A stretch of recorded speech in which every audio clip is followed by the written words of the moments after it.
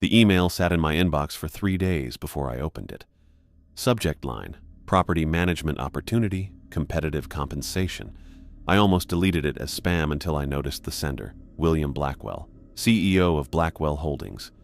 I'd been between jobs for nearly 4 months. Wyoming winters weren't kind to unemployed wilderness guides, and my savings had dropped to uncomfortable levels. I clicked on the email, expecting nothing but prepared to consider almost anything. "Mr. Mitchell," it began, "your experience in backcountry management and self-sufficiency has been brought to my attention. I own a substantial property in northwestern Montana requiring on-site maintenance and security. The position offers considerable compensation for a 6-month commitment beginning immediately." The salary figure listed made me blink twice. It was more than I'd make in 2 years of regular work. The email continued with unusual specifics. "The property is remote, requiring complete self-sufficiency. Outside contact will be limited to weekly email reports to my office. You must arrive alone and remain on the property for the duration of your contract. Hunting is permitted within property boundaries to supplement provided supplies." I replied with my resume attached, half expecting never to hear back. Within hours, William's response arrived with a detailed contract and property specifications. The place was huge. Nearly 500 acres of private land right next to national forest near Glacier National Park. The house was in the middle of nowhere, but still had all the modern stuff: generator power, satellite internet, email only, and a well-stocked pantry. The contract terms were specific and weird: 6 months without leaving the property, no visitors, weekly reports required, equipment maintenance schedules, boundaries to patrol. It felt like a mix of house-sitting and security work with an emphasis on keeping everything private. I printed the contract, reading it twice with a beer in hand. Nothing clearly illegal jumped out, though the confidentiality sections were really detailed. The payment schedule caught my eye. Half the total wired immediately upon signing, the remainder upon completion. Even if I walked away halfway through, I'd still be better off financially than I'd been in years. I called my sister Beth before making my decision. She's the practical one in the family. "It sounds too good to be true," she said when I explained the offer, carefully avoiding specifics as the contract required. "Maybe," I admitted, "but the company is legitimate. I checked them out. Real estate holdings all over the Midwest, commercial properties in Chicago, resort developments in Michigan. And they want you to live alone in the woods for 6 months. What are you guarding, Tom? Nuclear secrets?" I laughed. "Just some rich guy's vacation home, I think. The property taxes alone must be insane." "Send me the exact location before you go," she insisted, "and call me when you can." "I'll email you," I promised, not mentioning the limited communication stipulation. That night, I signed the contract and sent it back to William's office in Chicago. Within 20 minutes, my phone buzzed with a banking alert. The first payment had already shown up. The money sitting in my account put my worries to rest. The next morning, I started packing my truck. I took my time, being careful about what I'd need for 6 months alone. My hunting rifle and shotgun, fishing gear, extra ammo, tools for any repairs I might have to fix myself, winter clothes, boots, and enough canned food to add to whatever was already there. Books, since there wouldn't be any Netflix on the crappy satellite internet. A good first aid kit and meds. I couldn't just run to CVS where I was going. The drive north from Wyoming took me through places I knew that started to look different as I crossed into Montana. The mountains got bigger, the trees more packed together. I'd lived in the wilderness most of my adult life, but I had this weird feeling about this trip, like I'd been on this exact road before. "That's weird," I said aloud to myself as I recognized a particular mountain silhouette I couldn't possibly have seen before. The feeling faded as quickly as it had come, and I chalked it up to excitement about the new job. The GPS coordinates led me toward the western edge of Glacier National Park, down increasingly narrow and remote roads. Cell service disappeared about an hour after I passed through Missoula. By late afternoon, I reached Kalispell, the last significant town before my destination. I pulled into a large outfitter's store, deciding to make one final supply run. Inside, I grabbed extra ammunition, more batteries, additional non-perishable food, and heavy-duty winter gear. Montana winters were notorious, especially in the mountains. The older man at the register made small talk as he rang up my purchases. "Quite the haul," he commented, looking over my selections. "You headed up for hunting season?" "Not exactly," I said, taking a job managing a property up near Hungry Horse. His hands slowed on the register. "The Blackwell place?" I looked up from my wallet, surprised. "Yeah, actually. You know it?" The man's expression changed, something passing across his face that I couldn't quite read.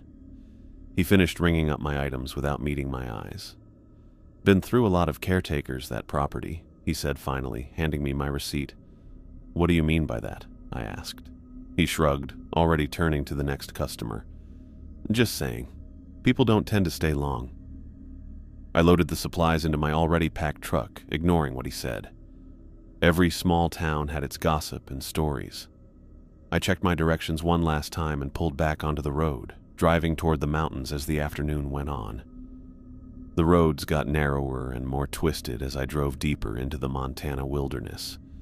My truck struggled on some of the steeper inclines, the engine making noise as I navigated hairpin turns that seemed to double back on themselves. Thick pine forests crowded the edges of the gravel road, branches occasionally scraping against my windows when the path narrowed. After nearly 3 hours of driving from Kalispell, I rounded a final bend and saw it, the Blackwell property. The house stood with dense forest and jagged mountain slopes behind it, larger than I'd expected. It was built in a rustic mountain style, with large timber beams and a wide covered porch. But there was something commanding about it. Even though it was in this remote corner near Hungry Horse, the place looked surprisingly well kept. I pulled up to the front and cut the engine. The sudden silence hit me first. A quiet broken only by the ticking of my cooling engine and distant bird calls. I grabbed my bag and the keys William had sent via courier to my Wyoming address before stepping out. The air felt different here, cooler, with a pine smell that was nice to breathe in. I took a moment to look around, seeing the neat gravel driveway, the trimmed path leading to the front door, the carefully stacked firewood along the side of the house. For a place supposedly needing a caretaker, it seemed already well taken care of. The front door unlocked with a solid click. I pushed it open and stepped inside, my boots making sounds on polished hardwood floors. The difference between outside and inside caught me off guard. While the outside was all rustic mountain charm, the interior was surprisingly modern and upscale. The main room had high ceilings with exposed beams, but they framed recessed lighting and modern fixtures. A large leather sectional sat across from a stone fireplace, with built-in bookshelves full of hardcovers on both sides.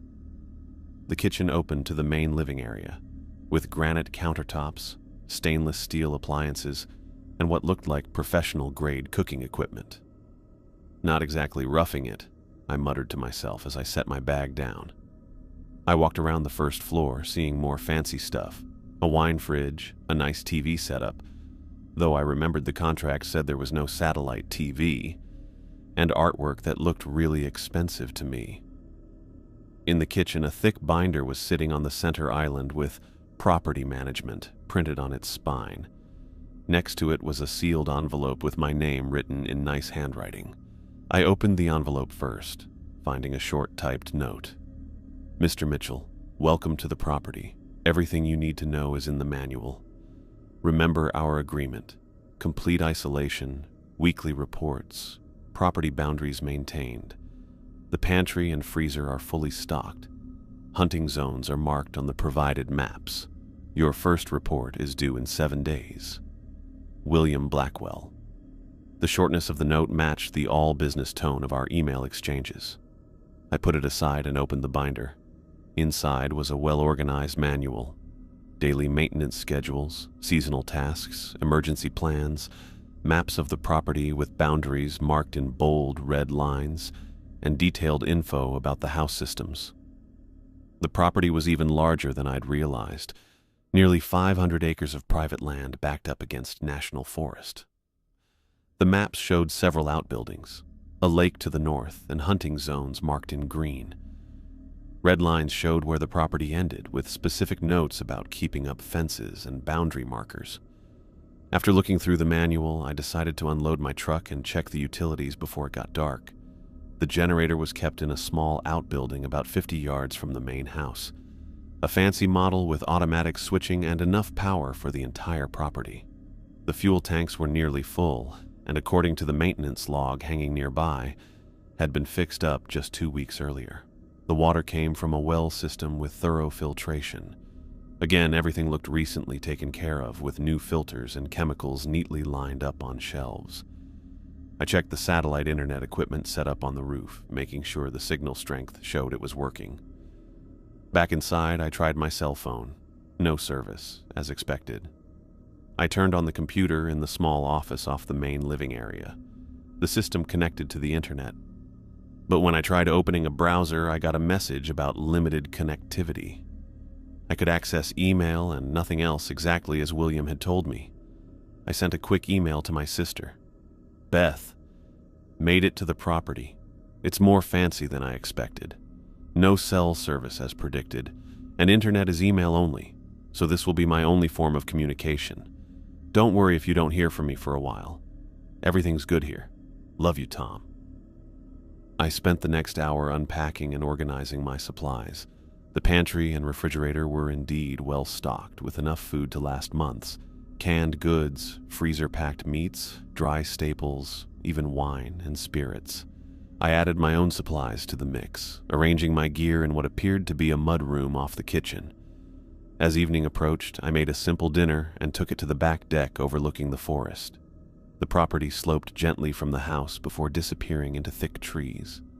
Mountains rose in the distance, their peaks catching the last golden light of day. It was peaceful, beautiful even. That's when I noticed something odd.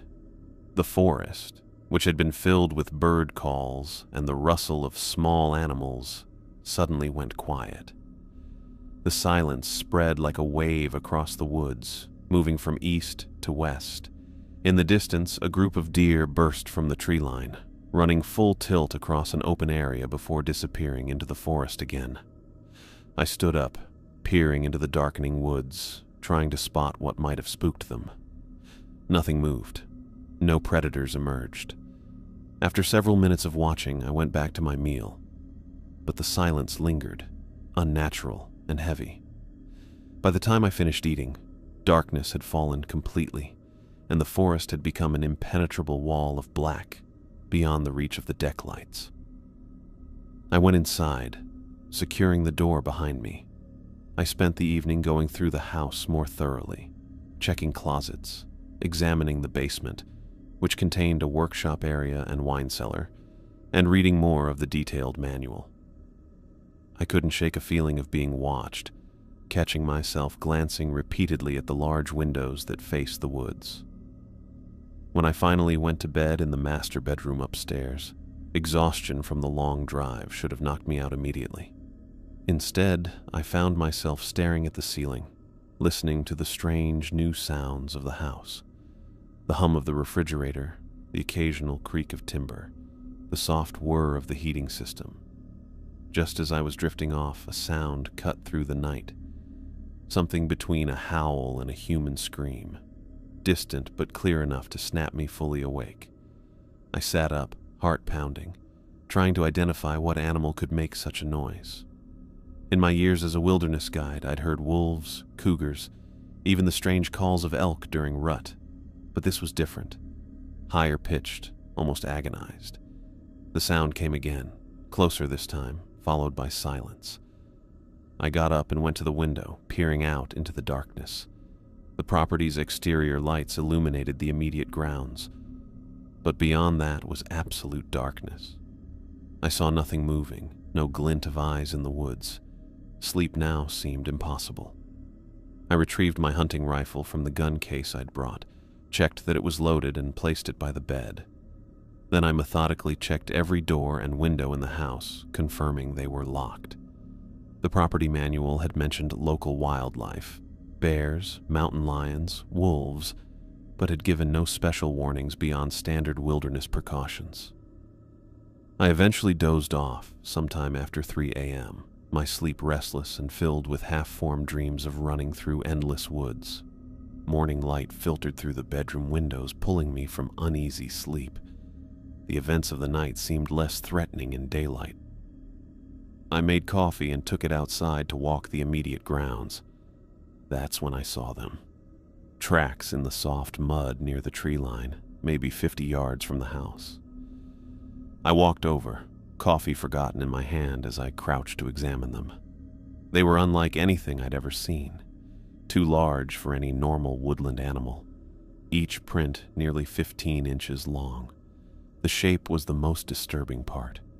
They had an almost human-like arrangement, but with elongated toes that ended in what looked like claw marks gouged deep into the earth. The stride length between prints was massive, suggesting something that moved with incredible speed. I walked along the tracks, following them to where they disappeared into the forest. They came from the north, circled the house at a distance, and then returned in the same direction. Whatever had made them had been watching the house. I stood at the edge of the forest, staring into the trees, wondering what kind of animal had visited during the night. Despite years of backcountry experience, I had no explanation for tracks like these. I thought about emailing William to ask, but something stopped me, a reluctance to appear incompetent or easily spooked on my first day. Instead, I returned to the house, grabbed my camera, and went back to photograph the tracks before they disappeared. Documentation seemed like the rational response. I could include it in my first weekly report if the tracks appeared again. The rest of the day passed in practical tasks, organizing supplies, familiarizing myself with the generator maintenance procedures, walking some of the nearby property boundaries marked with red blazes on trees. I kept my rifle with me, slung over my shoulder, and found myself repeatedly scanning the forest edge, looking for movement. That night, I closed all the curtains before dark and kept a fire going in the large stone fireplace. The strange sounds didn't return, but as I sat reading one of the books from the shelf, I couldn't shake the feeling that something out in those woods was waiting, watching. My first day at the Blackwell property had left me with more questions than answers. I woke up early the next morning, my mind still stuck on those strange tracks. After a quick breakfast, I decided to check what the house had and what I still needed.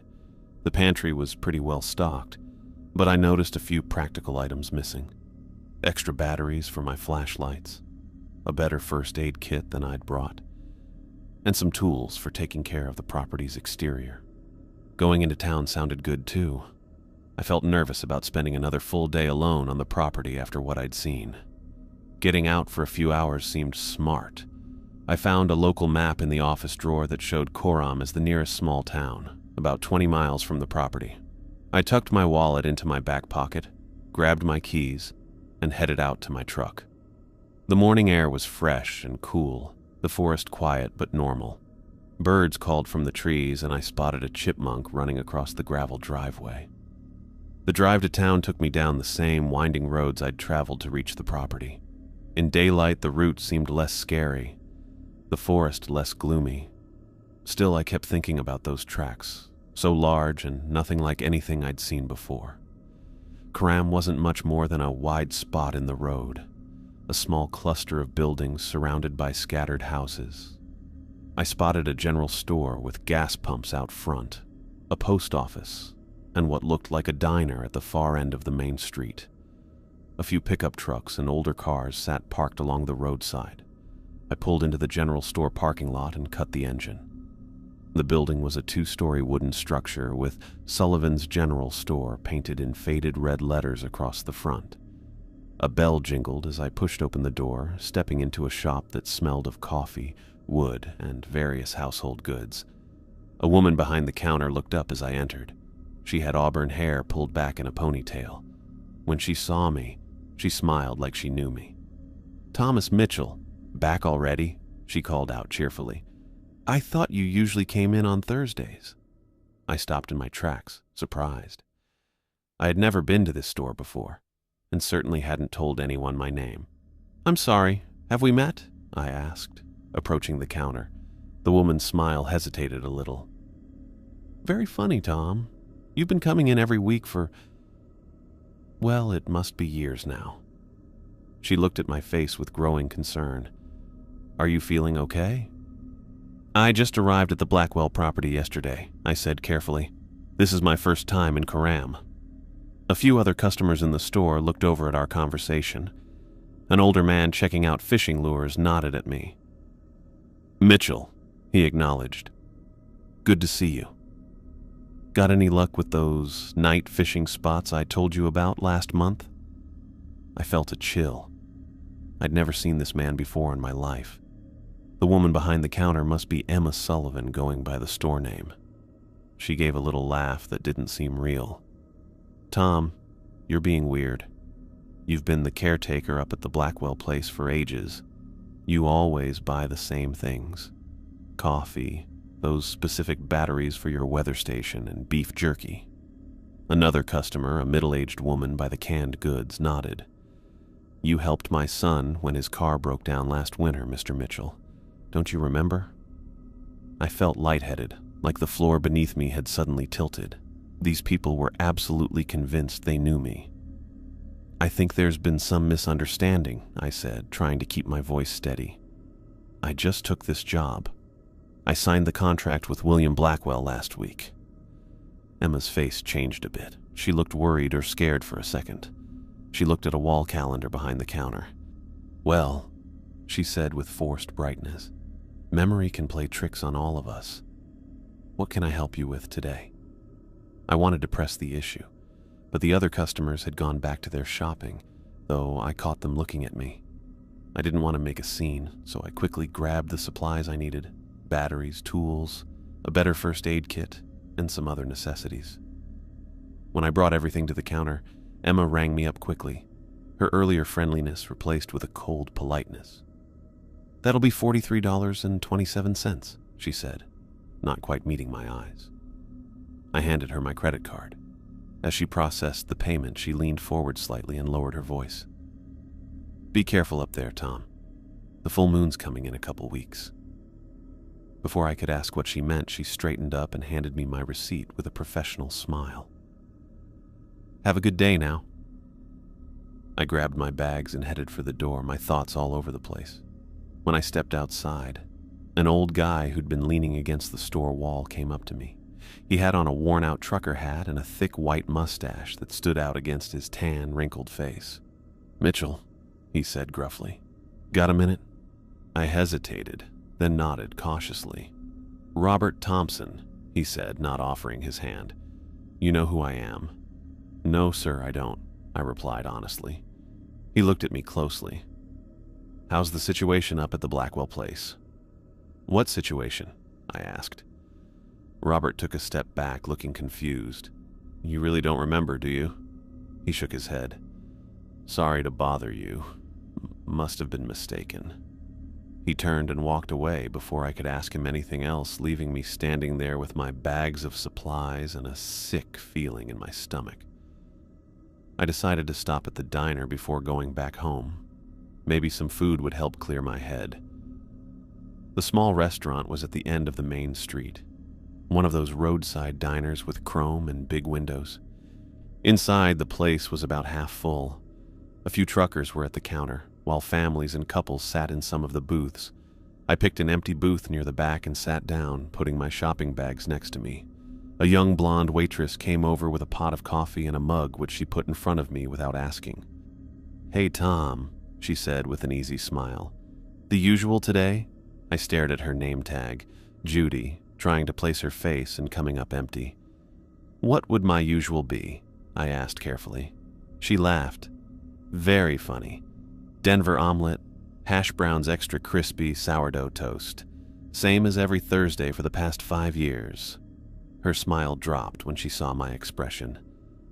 "Tom, you okay?" "I've never been here before," I said, my voice coming out harder than I intended. Judy took a small step back, her green eyes looking confused. But you come in every Thursday morning. You always sit in this booth. You like your coffee black. You read the paper while you eat. And you always leave a $5 tip no matter what you order. I grabbed the edge of the table. What's today's date? Judy pointed to a small calendar taped beside the register. October 17th. I pulled out my phone and checked the date. October 17th. But that couldn't be right. I'd arrived at the property on October 5th. That was yesterday, wasn't it? I need to go, I said abruptly, standing up so quickly I knocked against the table, spilling some of the coffee. Tom, are you sick? Do you need... I'm fine. I just need to go. I left some money on the table, grabbed my bags, and hurried out. In my truck, I sat holding the steering wheel, trying to make sense of what was happening. I checked my phone again. October 17th.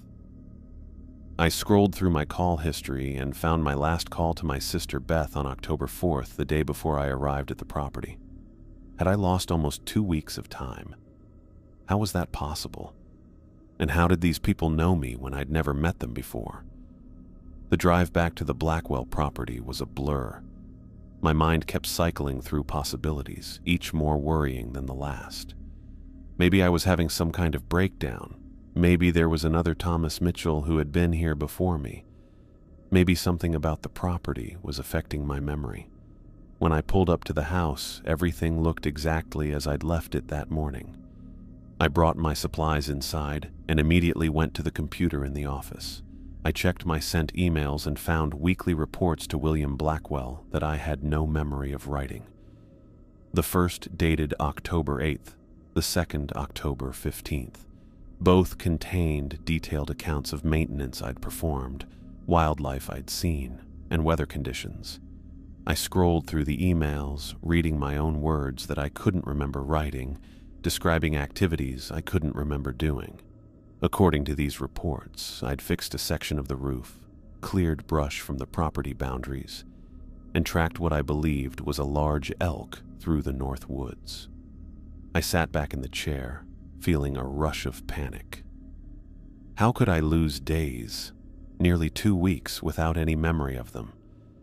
What had I been doing during that time? I went to my bedroom and dug through my bag until I found a small notebook and pen. If I was losing time, I needed to document everything. I wrote the date at the top of the first page, October 17th, and began recording everything that had happened since I arrived at the property, as best I could remember it. Then I detailed the strange encounters in town, the people who claimed to know me, the missing days. When I finished writing, I looked back through the pages, reading my own account as if it might reveal something I'd missed. Then I made a decision. I would document everything from now on, every day, every task, every strange occurrence. If time was slipping away from me, at least I'd have a record.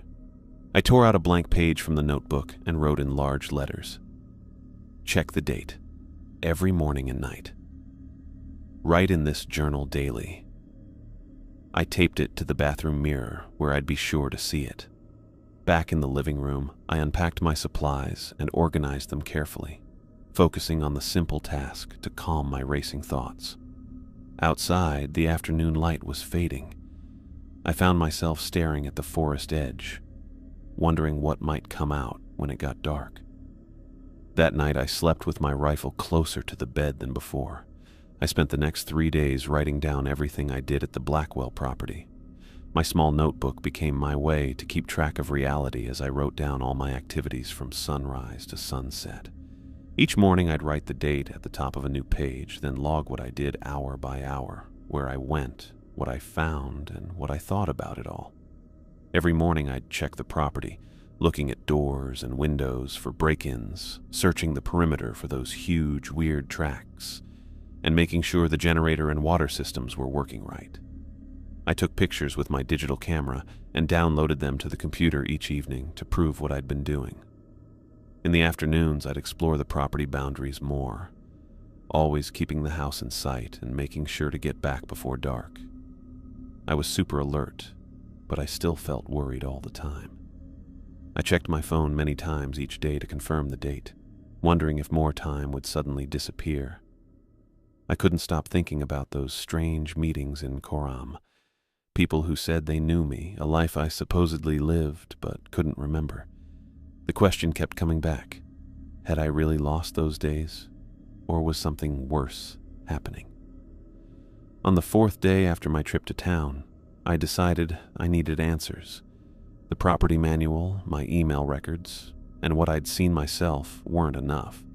I needed to know why the townspeople recognized me, why Emma had looked so scared when I said I didn't know her. I left early, while morning mist still hung around the trees as I drove down the curvy road toward Koram. My truck took the curve smoothly, though I kept feeling like I'd driven this route hundreds of times before. The town looked exactly like it did during my last visit. Just a few buildings along the main street, a small community mostly serving travelers and locals from the surrounding wilderness.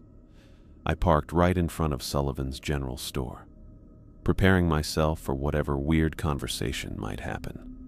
The bell rang as I pushed open the door. Emma stood behind the counter, going through invoices. When she looked up and saw me, her hands stopped moving. Unlike last time, she didn't greet me cheerfully or act like she knew me. Instead, she watched me carefully as I walked up. "Good morning," I said, attempting a casual tone. I was hoping we could talk. Emma looked around the store. We were alone except for an old man checking out canned goods in the back aisle. "What about?" she asked, her voice carefully neutral. "You know who I am," I said, keeping my voice low. "Last time I was here, you called me by name before I introduced myself. You said I'd been coming here for years." Emma's fingers tightened around the pen she was holding. "People make mistakes. It wasn't just you. Half the town seems to know me." I leaned in closer. "I need to understand what's happening up at the Blackwell property. I think you know something." Emma's eyes darted to a calendar hanging on the wall behind her. I followed her gaze. October 21st. The calendar had little handwritten notes on various dates. I noticed a small moon symbol she had drawn on the 24th, 3 days from now.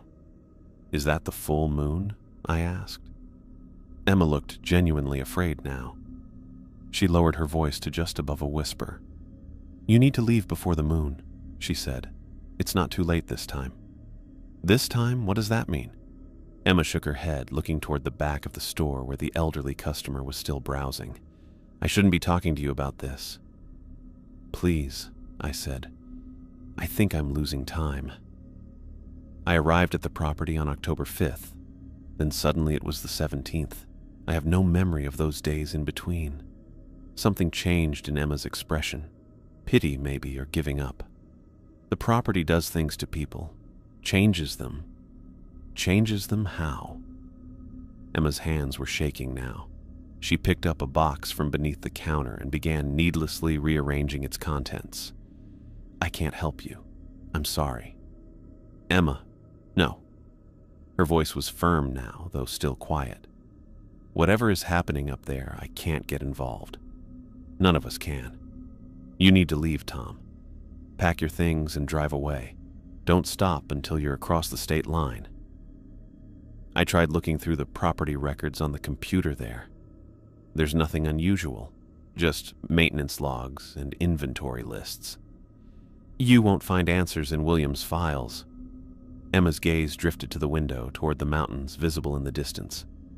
"Try the library, small building at the end of Pine Street. Marjorie keeps the local archives." Before I could press further, the bell above the door jingled again. A young couple walked in, cutting off our tense conversation. Emma sat up straight and put on her work smile. "Let me know if you need anything else," she said loudly, clearly ending our conversation. I nodded, understanding the dismissal. On my way out, I paused at a rack of local newspapers. The Hungry Horse News, dated 2 days ago, featured a small story about unusual wildlife activity in the national forest. Reports of elk and deer moving in abnormal patterns away from their typical feeding grounds. A Forest Service spokesperson attributed it to early winter weather patterns. Something about the article bothered me. I remembered the deer I'd seen running away from the forest edge my first night at the property. The Coram Public Library turned out to be a single-room building with a faded green exterior. Inside, bookshelves lined the walls and 3 computer terminals sat on tables in the center. A gray-haired woman with thick glasses looked up from a desk near the entrance. "Can I help you?" she asked. "I'm looking for local history information," I said, specifically about the Blackwell property near Hungry Horse.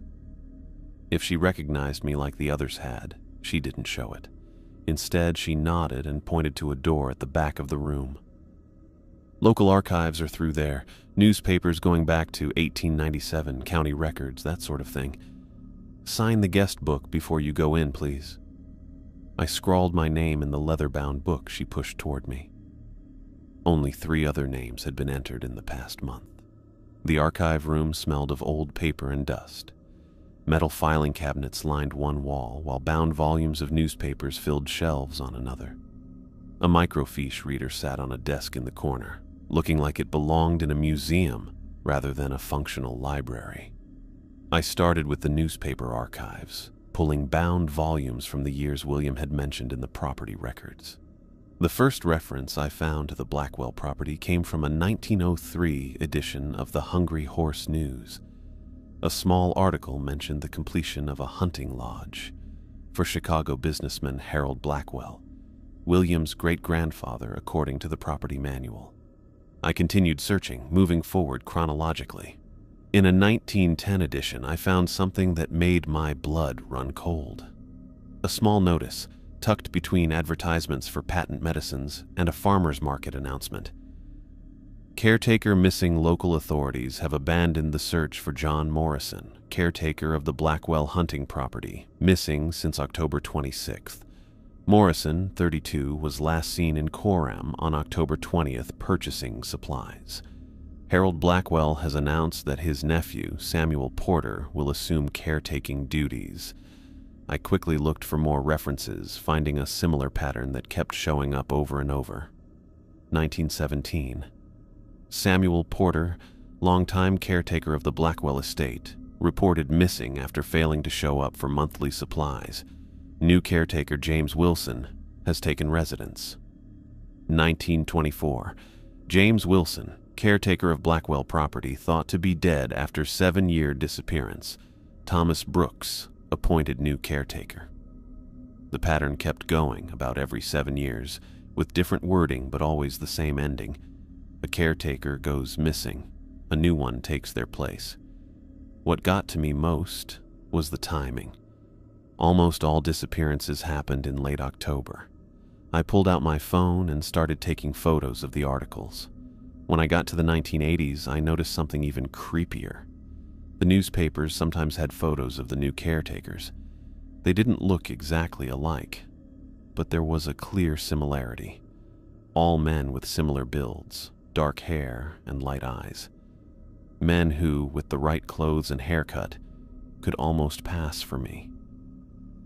The newest article I could find was from 2016, saying that Thomas Mitchell has taken over caretaking at the historic Blackwell property after William Blackwell left for his Chicago headquarters.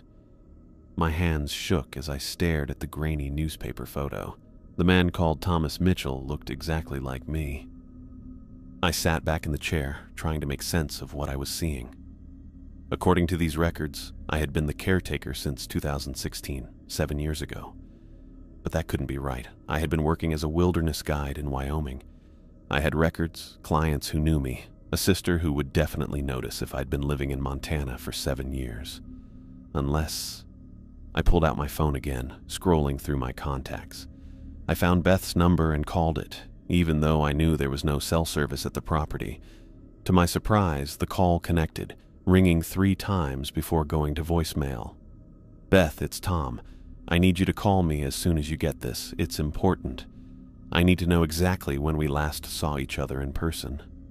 I hesitated, then added, "And if you have any recent photos of us together, can you text them to me? It's really important." I hung up, not expecting an answer with the spotty phone service, but I had to try. I grabbed my notes and photos and thanked the librarian on my way out. She barely looked up from her computer. Back in my truck, I sat for a bit, sorting out my thoughts. The records showed people disappearing every 7 years, always around the October full moon. I kept hearing Emma's words, "You need to leave before the moon." I had to get as much info as I could about the property before the full moon in 3 days.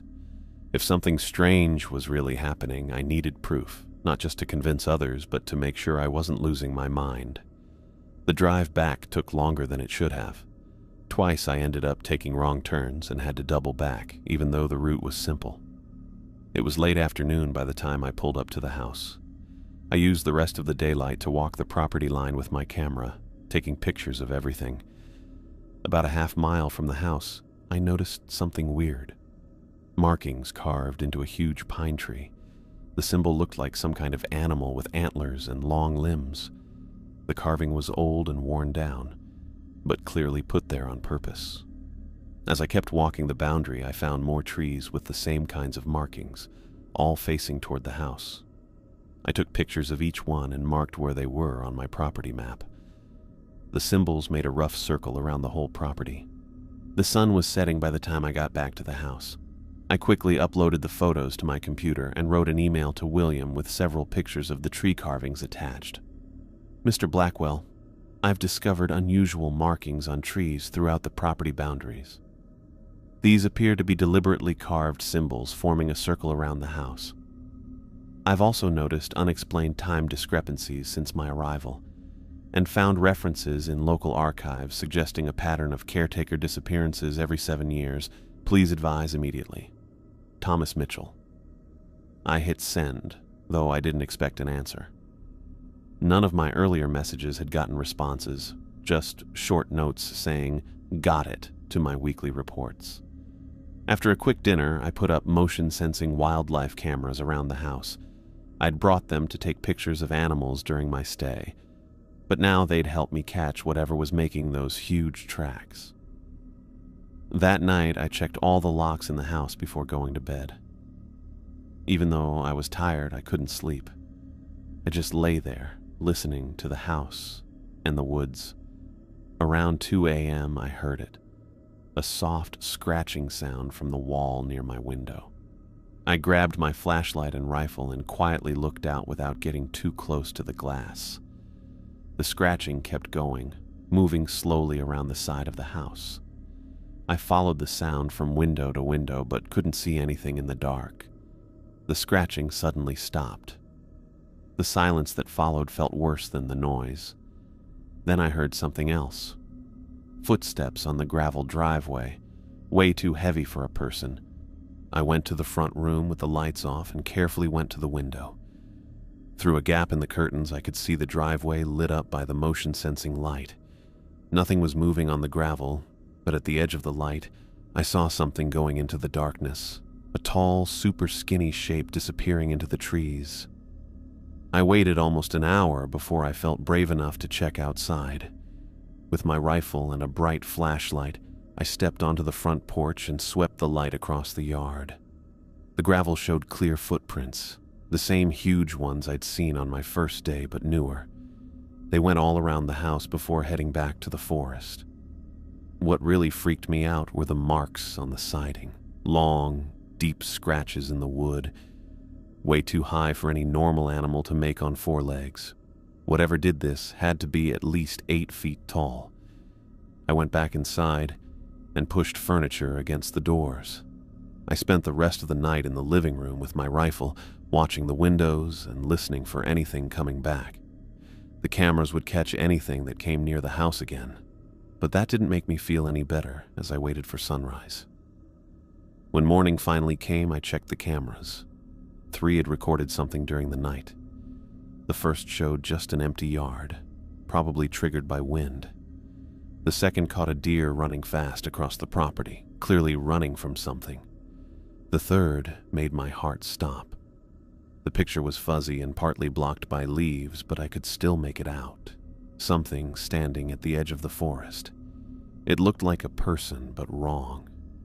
Too tall, too thin, with arms and legs that seemed way too long. The head was the worst part, with what looked like antlers or branches coming out of it. Its eyes glowed white in the dark from the camera's flash. I downloaded the pictures right away and added them to my growing file of evidence. I wrote another email to William, more urgent than the last. Something is stalking the property. I've captured images on security cameras and found fresh tracks and claw marks on the house. The local timetable suggests the situation will escalate with the full moon in 3 days. I need immediate instructions or I will be forced to abandon the property for my own safety. The email showed as sent, but like the others, no response came. I was on my own, dealing with something I couldn't understand, with only 3 days until whatever cycle Emma had warned me about would finish. The full moon looked huge and bright over the mountains, lighting up the whole property in cold, pale light. It had been 3 days since what I found out in town. 3 days I spent getting ready and feeling more worried. The date on my phone said October 24th. The date Emma had marked on her calendar. The full moon. I'd spent those days making the house safer as best I could. I nailed plywood over the weakest windows, checked my rifle and ammo over and over, and set up more motion sensors around the property. Each night something had walked around the house, leaving those same massive tracks, but never coming as close as it did that first night. Today had been different. Since dawn, I'd heard weird movements in the forest, breaking branches, rustling bushes, and once, a sound like wood being torn apart. The wildlife cameras caught nothing except more deer running away and a coyote sprinting from the northern section of the property. As it got dark, I knew I couldn't just wait inside. Whatever was out there seemed to be getting braver, and I needed to know what I was dealing with. I grabbed my hunting rifle, a bright flashlight, and packed a backpack with extra ammo, water, and emergency supplies before stepping outside into the moonlight. The night air hit me like ice water, way colder than normal for October in Montana. My breath made thick clouds that hung in the air before fading. There were no normal night sounds at all. No owls, no small animals moving in the bushes. The quiet felt strange. I walked along the tree line, going slowly, moving my flashlight back and forth across the ground. Fresh tracks showed up about 100 yards from the house. The same long footprints I'd seen before, but deeper, like whatever made them was heavier now. The tracks went north, away from the house. I followed them, keeping my finger near the trigger of my rifle. The trail went through thicker forest, sometimes doubling back or going around trees. It looked like how a predator moves when hunting. 2 miles from the house, I saw the forest opening up ahead. Through gaps in the trees, I could see moonlight bouncing off something in a clearing. I got more careful, crouching low and using the trees to hide behind. The clearing showed up suddenly, a perfect circle about 50 feet across with no trees in it. The pines around it leaned away from the open space instead of toward it, which looked really strange. In the center was what looked like an altar, a rectangular stone slab about 4 feet high, weathered and really old. Even from the edge of the clearing, I could see dark stains across its surface. The stains looked old, but in the moonlight, they seemed almost wet. Strange symbols had been carved into the ground around the altar, forming concentric circles. They matched the symbols I'd found on the trees marking the property boundary. I turned off my flashlight and let my eyes adjust to the moonlight. Something about this place made me want to be quiet and careful. The air felt different here, heavy and stale as if nothing had moved it for years. A twig snapped in the forest behind me. I spun around, raising my rifle, looking hard into the darkness between the trees. My eyes struggled to spot shapes in the shadows. Something moved to my left, a tall, dark figure ducking behind a tree. I turned quickly, trying to follow it. "Hello?" I called out, immediately regretting breaking the silence. A low, rattling sound answered, like bones clicking together. I backed toward the edge of the clearing, pulling my flashlight from my pocket with one hand while keeping the rifle raised with the other. Whatever was out there seemed to be circling me, staying just beyond where I could see. The movement stopped. The forest went completely silent. I turned on my flashlight, moving its beam across the tree line. The light caught it mid-step, coming out from between two huge pines. What I saw wasn't possible. The creature was at least 8 feet tall. Its body looked like a human form stretched way too long. Its arms hung down past its knees, ending in hands with fingers twice as long as they should be, with curved black claws at the ends. The skin looked like old, cracked gray bark, pulled tight over bones. But its head, its head was a deer skull, white in the moonlight, with antlers all twisted and weird, branching out like crooked fingers reaching up. Where the eyes should have been empty, small dots of dull red light burned, staring right at me. It stood completely still, only its chest moving up and down slowly. Then its jaw opened, much wider than any deer's should, and from that impossible mouth came the same scream I'd heard my first night on the property. The sound made me freeze with fear. My training kicked in. I fired twice, the shots breaking the night silence. Both bullets hit the middle of its chest where the heart should be. The creature didn't even flinch. It just tilted its skull head, like it was confused by what I did. I fired again, aiming for the head this time.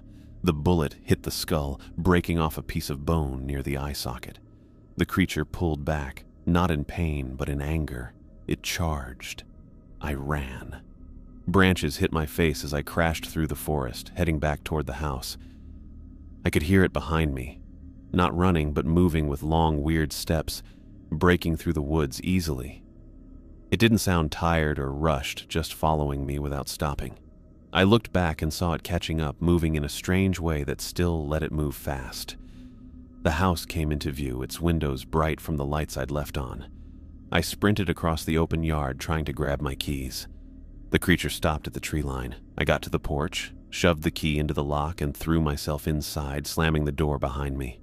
My hands were shaking as I turned the lock, then dragged a heavy bookcase in front of the door just to be safe. Through the window, I could see it standing at the edge of the forest, skull head pointing up at the moon. It let out another cry, a sound halfway between a human scream and an animal's dying wail. Then it stepped forward into the yard. I ran from window to window, making sure everything was locked. The plywood I'd nailed up now seemed like a joke compared to how strong that thing was. A scratching sound came from the east side of the house, claws on wood siding. I grabbed my rifle again and moved to the kitchen, staying away from the windows. The scratching continued, moving along the wall until it reached the kitchen window. The curtain was closed, but through the fabric I could see the shadow of that antlered head, looking in, searching. The curtain moved slightly as the creature pressed against the glass. The window made a creaking sound from the pressure. It wouldn't hold. I backed away, moving toward the basement door. If any part of the house was safe, it would be the thick concrete walls underground. Glass broke in the living room. It had found a way in. I heard heavy footsteps on the wooden floor, then the sound of furniture being knocked over. I threw open the basement door and went down the stairs, closing and locking it behind me. The basement was finished but didn't have much furniture. A storage area, laundry room, and what looked like a home office space. No windows, only one door. I dragged a heavy metal filing cabinet in front of the door, then added a workbench and whatever else I could find. The creature walked through the house above me, breaking things. Wood cracking, glass shattering, heavy objects being thrown across rooms. I backed into the corner farthest from the door, rifle raised, eyes locked on the barrier I'd made. I couldn't stop my hands from shaking. I was covered in sweat even though it was cold. The footsteps stopped right above me. The floorboards creaked as the creature seemed to stand in one place like it was listening or sensing something. Then the basement door handle turned. Once. Twice. The door shook as something heavy slammed against it. I raised the rifle, aiming at the door, though I knew bullets didn't do much to the thing. Again, the door shook from being hit. The filing cabinet slid back an inch, but stayed in place. Another hit, and one of the door hinges bent a little. Then, surprisingly, the attack stopped. I heard the creature moving away, its footsteps getting quieter across the floor above. For hours, I listened to it moving through the house. It seemed to be searching carefully, room by room, opening closets, moving furniture. Sometimes it would come back to the basement door, push or scratch it, then leave again. What was it looking for? Around 3 a.m., according to my watch, I heard it in what must have been William's office. The sound of breaking glass and splintering wood was followed by a different noise, papers being shuffled, drawers opened and closed. The creature wasn't just destroying. It was searching for something specific. Another hour passed with similar sounds, destruction followed by what seemed like careful examination. Finally, around 4 a.m., the house went quiet. I tried hard to hear any movement above. Nothing. Had it left? I couldn't make myself go check. The barrier I'd built against the door looked sad now in the beam of my flashlight. If that thing decided to come through, nothing would stop it. I stayed in my corner, rifle across my knees, listening to the silence and waiting for dawn. Light came in around the edges of the basement door. Dawn had come. I sat still in the corner, rifle still in my hands, listening for any sound from above. The house had been quiet for almost 2 hours, but I wasn't taking chances. My muscles hurt from staying in the same position all night, and my mouth was dry from thirst and fear. Another 15 minutes passed before I got the courage to go to the barricade I'd built. I moved the filing cabinet and workbench inch by inch, cringing at every scrape against the concrete floor. At the door, I pressed my ear against the wood and held my breath, listening. Nothing. I turned the knob slowly and pushed the door open just enough to look through. The hallway was empty, with pale morning light coming through the broken windows. Taking a deep breath, I raised my rifle and stepped out. The damage was everywhere. The beautiful house I'd liked just weeks ago was totally trashed. Furniture was thrown around in broken piles. The leather sectional was ripped apart, with stuffing all over the floor. Every window was broken, letting in the cold morning air. Deep cuts ran through the walls, going through drywall to the wooden supports inside. In the kitchen, cabinets hung from broken hinges. Dishes and glasses were smashed across the tile floor. The refrigerator door had been torn completely off, its contents thrown around and partly eaten, raw meat packages ripped open, butter containers smashed. I moved carefully toward the front door, looking around for any sign of that impossible creature. Outside, the yard looked empty. The forest was quiet in the morning light. No birds sang, no squirrels made noise. The silence felt wrong. I knew I couldn't stay. Whatever that thing was, it would come back. The bullets hadn't stopped it, hadn't even slowed it down. My only chance was to get as far away as possible. I packed quickly, grabbing only essentials, clothes, food that wasn't wrecked, my weapons and ammunition, first aid supplies, and the journal where I'd written everything down. I shoved it all into my backpack and duffel bag, then did one last check of the house. In William's office, papers covered the floor. The desk was flipped over, its drawers pulled out and emptied. The computer monitor was smashed against the wall. Whatever the creature had been searching for, I hoped it hadn't found it. I grabbed my bags and hurried to my truck, always looking over my shoulder. The vehicle started on the first try, and I almost cried with relief. I backed down the driveway and onto the access road, then floored the gas pedal. The speedometer went up as I raced away from the property, heading toward Whitefish, the nearest real town with police, hotels, and people who might help. The further I drove, the easier I could breathe. My hands slowly stopped shaking. I was getting away. I was going to be safe. I drove for 30 minutes, following the main road that should have taken me to Columbia Falls and then to Whitefish. The road curved through thick forest before opening into a clearing. I froze in panic. Ahead was the Blackwell house. I slammed on the brakes, skidding to a stop in the gravel driveway. This wasn't possible. I'd been driving away from the property, following the only road out. I threw the truck into reverse, backed up, and turned around.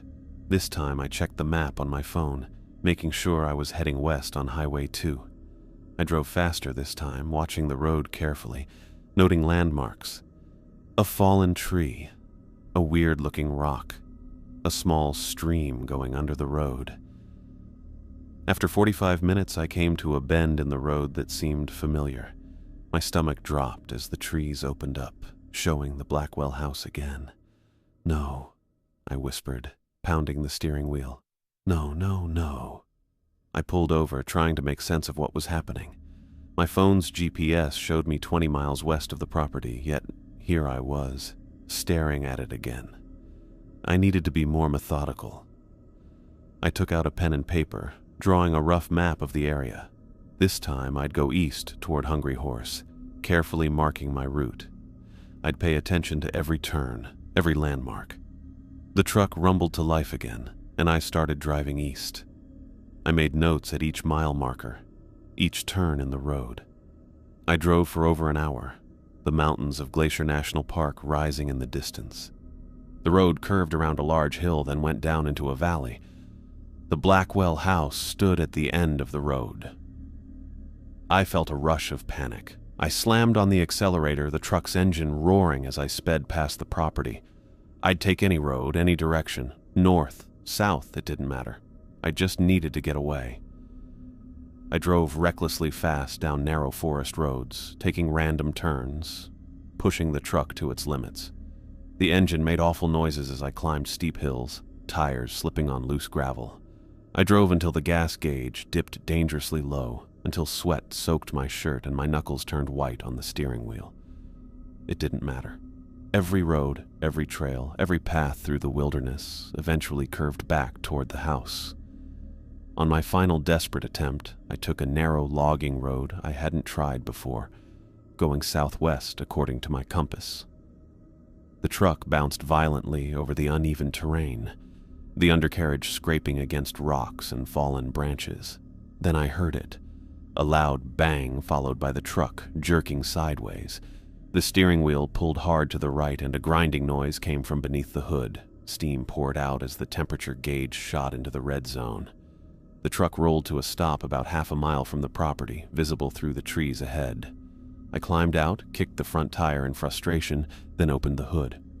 The damage was obvious, a broken axle and a cracked radiator. The truck wasn't going anywhere. I grabbed my backpack and rifle, abandoning the rest of my supplies.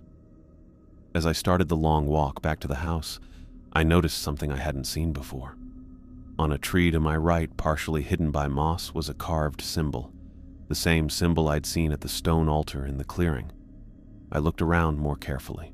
Another symbol marked a large boulder 20 feet away, and another on a tree beyond that. I followed them, moving perpendicular to the path back to the house. The symbols continued, spaced about 30 feet apart. I walked for 10 minutes, finding more symbols carved into trees, rocks, even scratched into patches of bare earth. They formed a line that curved gradually, as if following an invisible circle. I checked my compass. If the pattern continued, it would form a massive ring with the Blackwell house at its center. I suddenly understood what was happening. I wasn't just unable to leave. I was trapped within some kind of boundary. The symbols weren't random markers. They were part of something that kept me contained, like a fence or a cage. I traced the boundary for another mile, confirming my theory. The symbols formed a perfect circle about 2 miles across with the house at its center. I was trapped inside an invisible prison.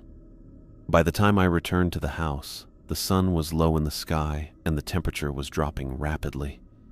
The house was wrecked inside, but it was my only shelter. I'd have to stay the night and figure out my next move in the morning. I walked through the front door, stepping over broken glass and splintered furniture. If I couldn't leave, my only hope was to understand what was happening. William must have known about this place, about the creature, about the boundary.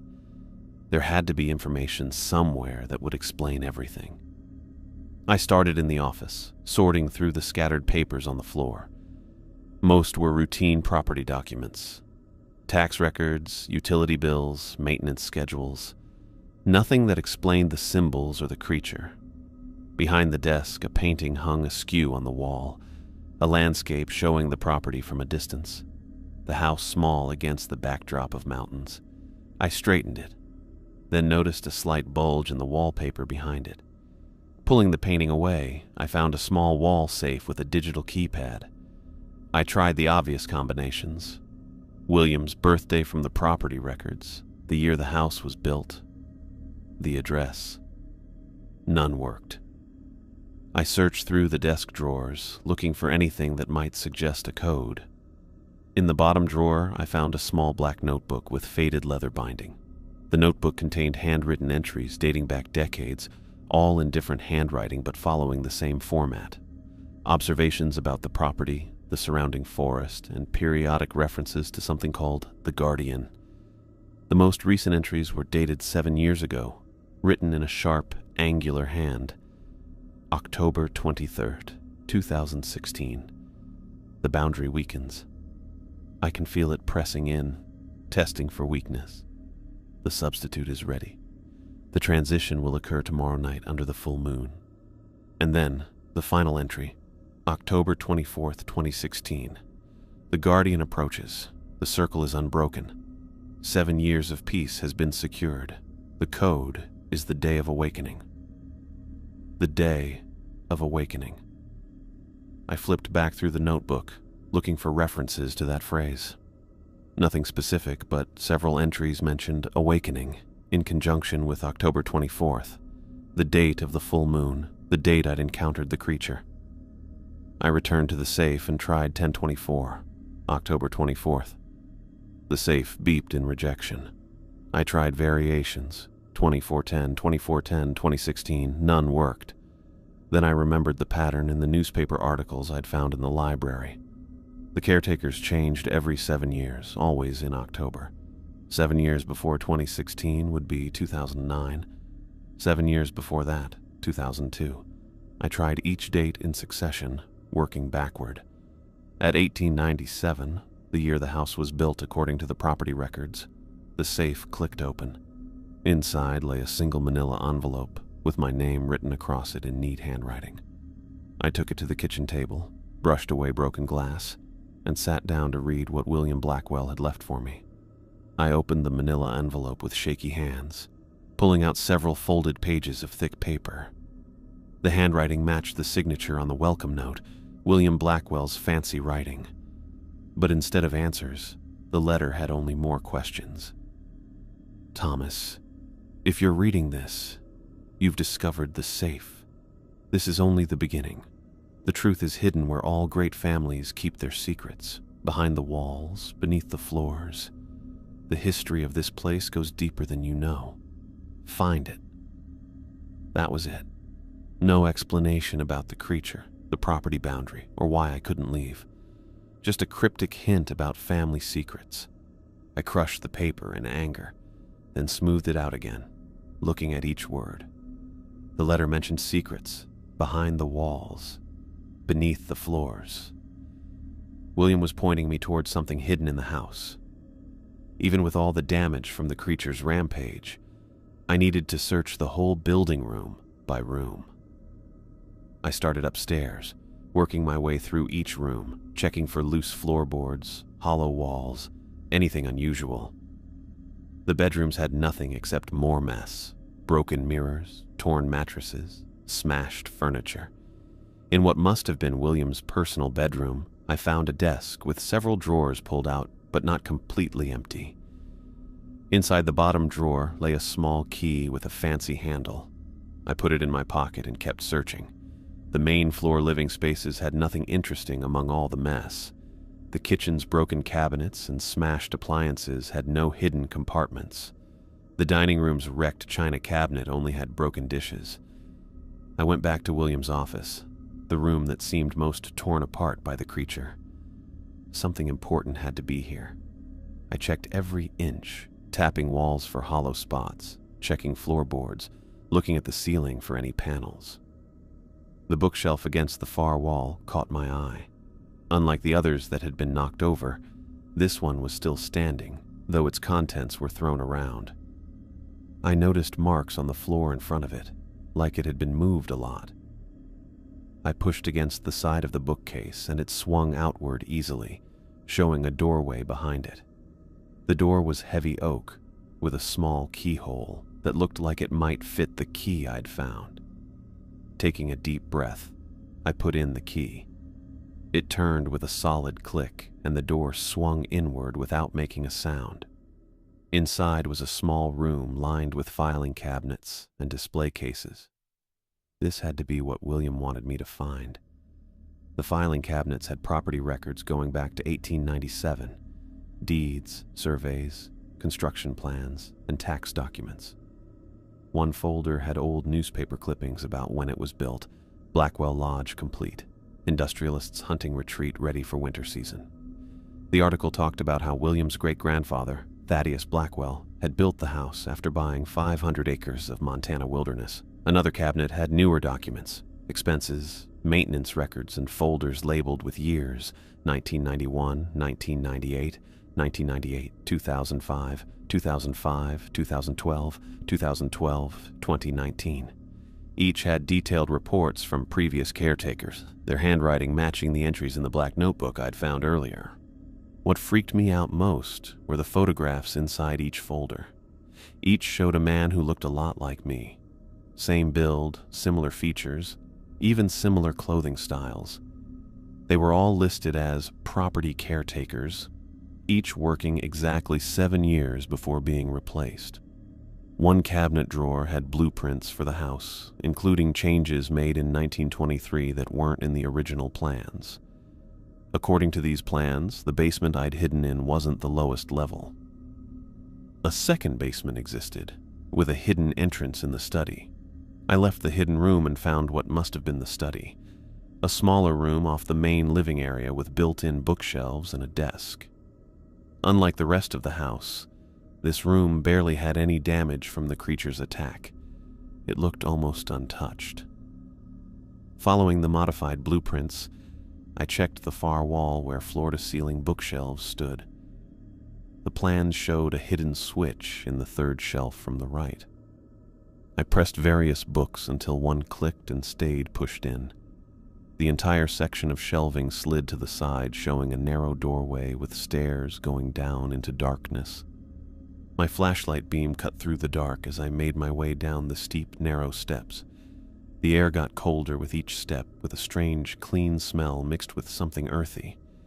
The stairs ended at another heavy door, this one with a modern electronic keypad. I tried the code that had opened the safe, 1897. The light turned green, and the lock clicked with a hiss of air. The door swung open by itself, showing a room that looked nothing like the rest of the house. The walls of the large rectangular room were smooth concrete, not like the rustic wood upstairs. Strange symbols covered every surface, the same symbols I'd seen carved into trees around the property line. They made complex patterns that seemed to move in my flashlight beam, though I knew that had to be my eyes playing tricks. In the center of the room was a glass case about 7 feet long and 3 feet wide, sitting on a metal platform. Tubes and wires connected it to machines along the walls, equipment that looked medical, with screens showing vital signs and data I didn't understand. I walked slowly toward it, my flashlight pointed at the case. As I got closer, I stopped breathing. Inside the case, lying like he was asleep, was me. Not someone who looked like me. Not a similar face or body. It was an exact copy.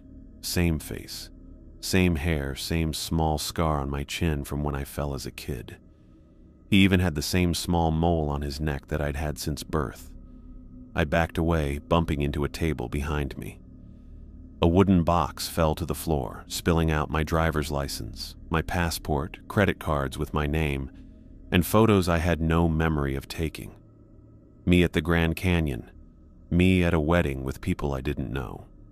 Me shaking hands with William Blackwell in front of the house. Next to where the box had been was another envelope.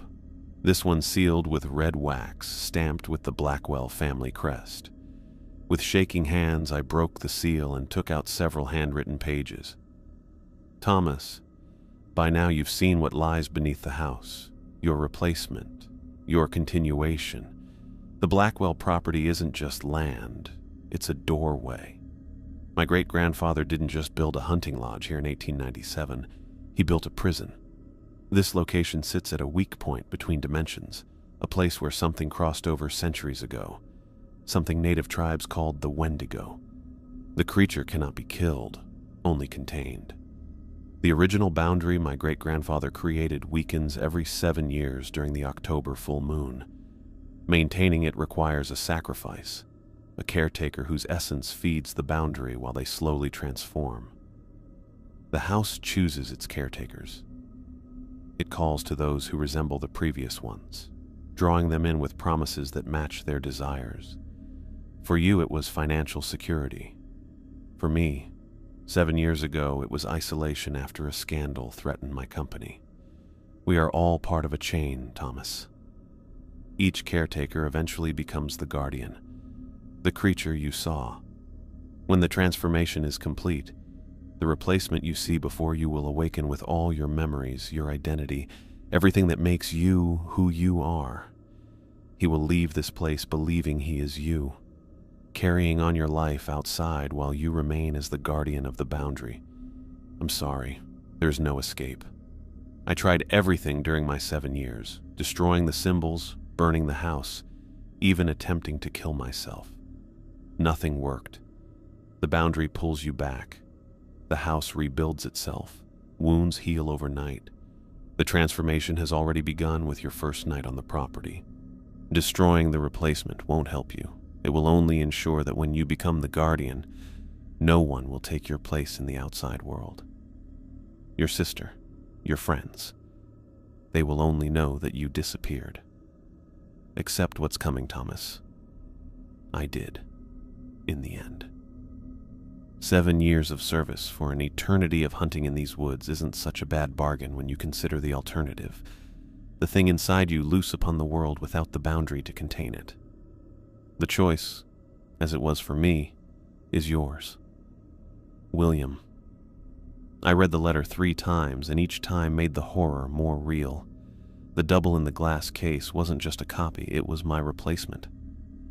When the change was done, this thing would walk out with my face, my memories, my life, while I turned into the creature I'd seen in the woods. William's words hit me hard. He had been the caretaker before me. He had turned into the creature, the Wendigo. And now, it was my turn. I looked back at my sleeping double. Its chest went up and down steadily, with tubes feeding whatever kept it in this half-alive state. According to William, it already had everything that made me who I was. My memories, my personality, my identity. It would leave here thinking it was me while I stayed here, turned into something not human. I put my hand on the glass case, feeling how cool it was. My reflection lined up with the double's face, so I couldn't tell where I ended and it began. I got the true horror of the Blackwell property, not just that I'd turn into a monster, but that I'd be replaced so completely that no one would ever know I was gone. I pulled my hand away from the glass case like it burned me. My reflection and the sleeping copy under the glass mixed together. One would take my place in the world, while I was going to become a monster. No, I said out loud, my voice echoing in the concrete chamber. I won't accept this. William's letter crumpled in my fist. He claimed there was no escape, that he had tried everything, but had he tried destroying the replacement? He wrote that it wouldn't help, that it would only ensure no one took my place in the outside world. Maybe that was enough. I studied the glass case more carefully. Tubes ran from the duplicate's arms and neck to machines lining the walls. Monitors displayed heartbeat, brain activity, and other readings I didn't understand. The whole setup looked like something from a science fiction movie, not the rustic mountain property I'd signed up to manage. The machines themselves were connected to the concrete walls through conduits that disappeared into small holes. Following these connections led me to a central unit against the far wall, bigger than the others, buzzing with power. A control panel on its front displayed symbols matching those carved into the trees outside. This had to be part of the system maintaining the boundary, keeping me trapped here while preparing my replacement. I examined the tubes running into the case, trying to understand how they worked. Each connected to a different machine, carrying fluids or electrical signals to the duplicate. Near the head of the case, I found what looked like an emergency release, a red lever behind a thin glass panel. Whether it was for safety or maintenance, it might be my way to interrupt this horrible process. I smashed the glass with the butt of my flashlight and pulled the lever. A hissing sound filled the room as pressure equalized. Lights on the surrounding machines flashed from green to yellow to red. Warning messages appeared on screens, but I ignored them. The top of the glass case slowly lifted, releasing a cloud of cold vapor. I backed away, suddenly uncertain. What would happen if the duplicate woke up? Would it have my memories already? My thoughts? As the vapor cleared, the duplicate's eyes snapped open, my eyes staring up at the ceiling. I felt goosebumps as he sat up robotically, tubes still connected to his body. His movements were stiff and jerky. He turned his head toward me, but his look seemed unfocused. Those eyes, my eyes, looked empty. Nothing like the consciousness William had promised would be there. This thing wasn't me yet. It was just a shell waiting to be filled. A crash sounded from upstairs, followed by heavy footsteps. The Wendigo had returned to the property. I needed to act fast. Next to the control panel, I spotted a small utility room. Inside, I found tools, spare parts, and several containers of chemicals. One was labeled kerosene, heating backup. It was nearly full. Grabbing the container, I returned to the main chamber. The duplicate had disconnected some of the tubes from its arms and was trying to stand. Upstairs, furniture scraped across the floor as the creature moved through the house. I unscrewed the cap from the kerosene container and began pouring it over the machines, starting with the central unit. The sharp smell filled the air as the liquid splashed across control panels and soaked into bundles of wires. I continued around the room, dousing every piece of equipment. The duplicate watched me with growing awareness, head tilting in a way I recognized from my own habits.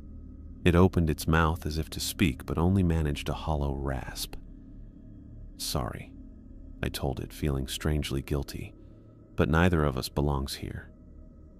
I saved the last of the kerosene for the glass case and the duplicate itself, pouring it directly over the bedding where it sat. The liquid soaked into the material and dripped onto the floor. Footsteps moved overhead, closer to the study where the hidden entrance lay. I had minutes, maybe seconds. From my pocket, I pulled out a book of matches I'd taken from the kitchen drawer days ago. With shaking hands, I struck one and held it up. "This ends now," I said, dropping the match onto the nearest puddle of kerosene. The fire caught right away, running across the floor and jumping onto the machinery. I backed toward the stairs as fire spread all over the room. The duplicate just sat there, not trying to escape, as flames moved up the side of the glass case. The fire alarm went off upstairs, followed by the sound of sprinklers turning on. But the hidden basement didn't have any safety systems like that. The flames got bigger, burning through the equipment that had kept this horror show going for over 100 years. When the duplicate caught fire, a weird scream cut through the air. Not from the basement, but from outside.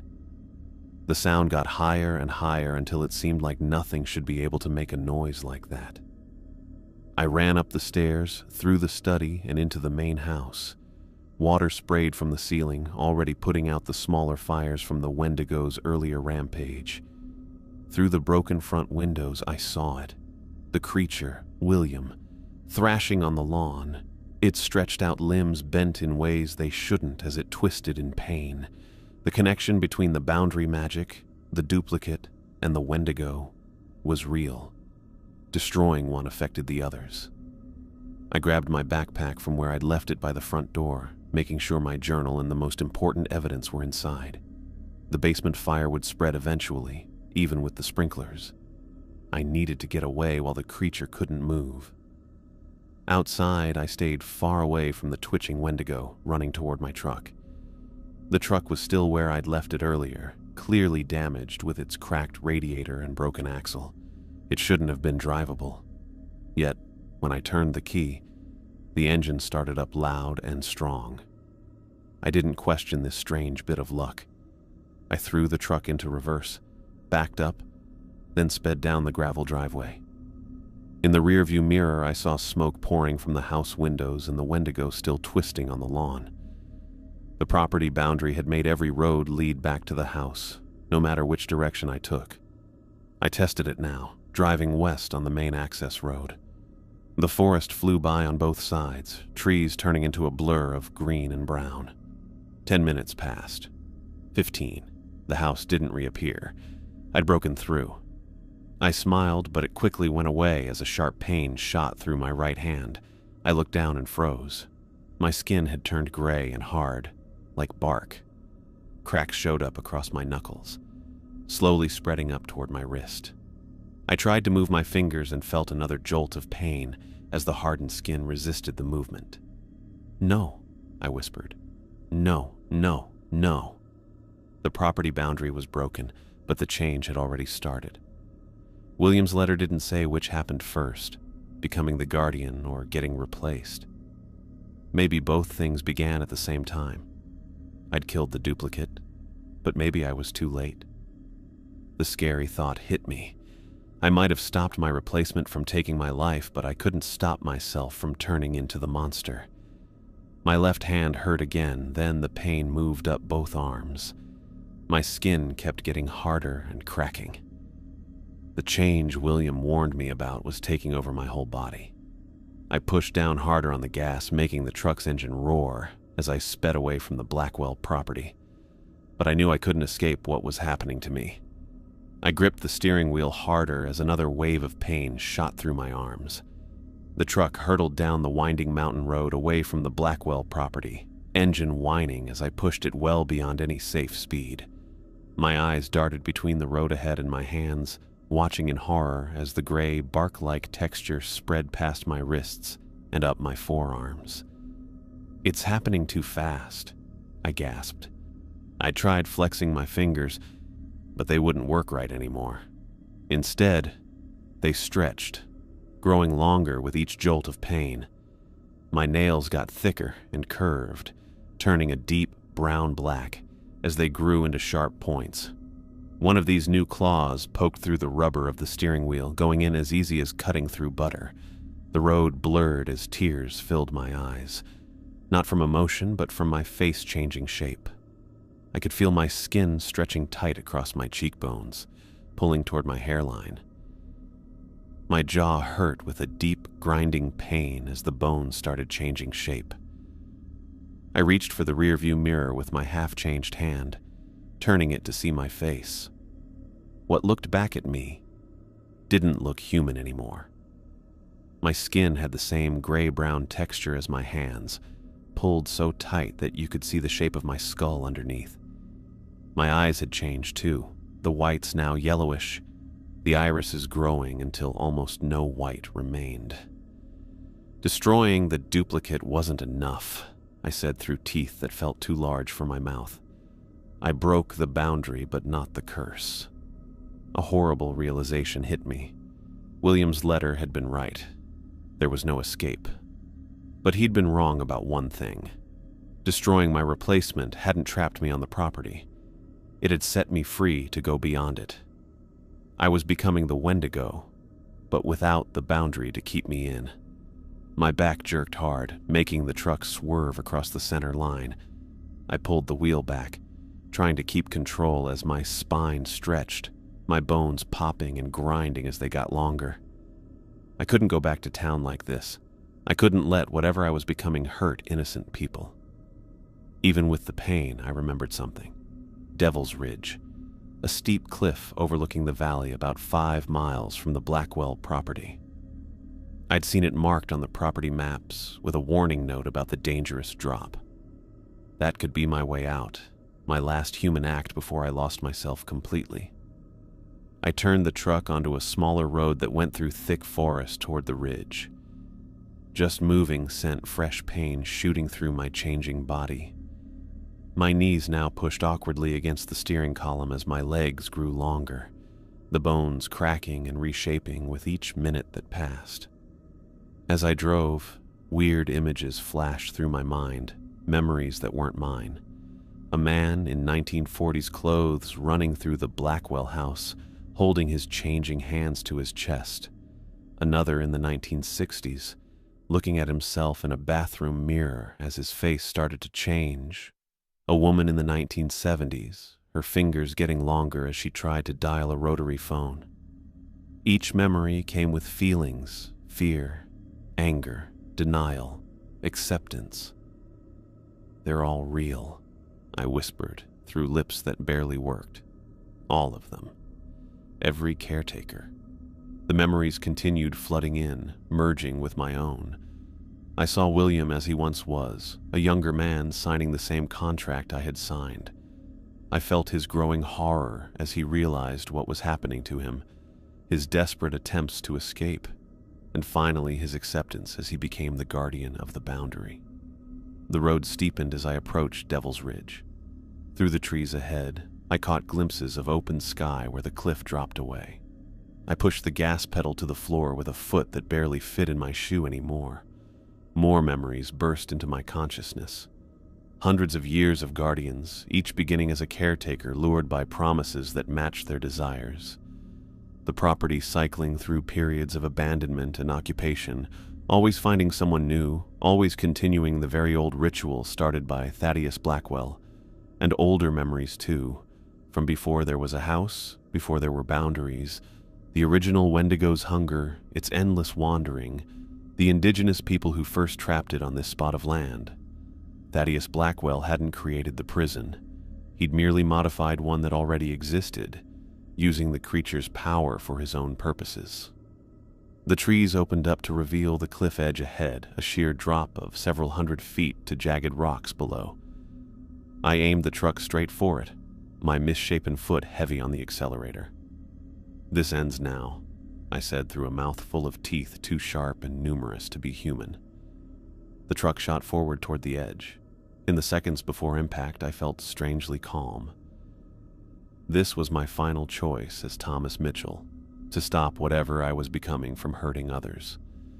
The front tires left the ground and the truck hung in the air for what felt like too long. Then gravity kicked in and the vehicle started to fall. I closed my eyes, waiting for the crash that would end everything. It never came. Instead, I felt like something pulled, no, threw me from the vehicle. My body smashed through the driver's side window like it was shot out by something I couldn't see. While the truck kept falling, I was somehow tossed in the air before hitting hard against some rocks about 20 feet below the cliff edge. I heard the truck crash at the bottom of the valley. I lay there shocked, thinking I would die from my injuries, but I didn't.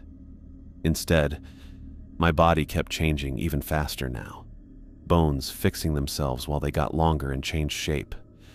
I tried to scream, but the sound that came out was that same weird cry I'd heard from the woods my first night at the Blackwell property. My jaw stretched forward as more teeth kept growing in.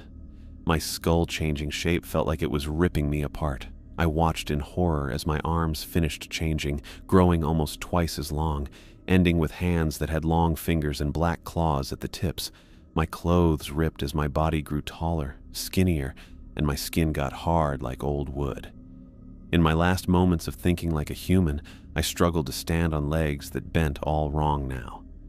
Rising up, now at least 8 feet tall, I understood how awful the Blackwell curse really was. There was no escape by dying, no way out from the hunger building inside me, a hunger that would never go away. William Blackwell's letter made sense now. We are all part of a chain. The property didn't just make Wendigos, it was a prison for one thing, moving from person to person. I hadn't broken the curse by burning the copy, I had just changed how it worked. Without someone ready to take my place, I was stuck being the creature, free to go beyond the property now. The hunger got stronger, pushing out my last human thoughts. I turned my head, now more like an animal's skull than a human face, toward the lights of Koram. Even from miles away, I could smell them. People. Food. In my last moment as Thomas Mitchell, I tried to turn away, to go deep into the wilderness where I might never see another person. But the hunger was too strong, the change too complete. The creature that had once been Thomas Mitchell started running through the forest on all fours, moving incredibly fast toward the smell of humans, toward Coram.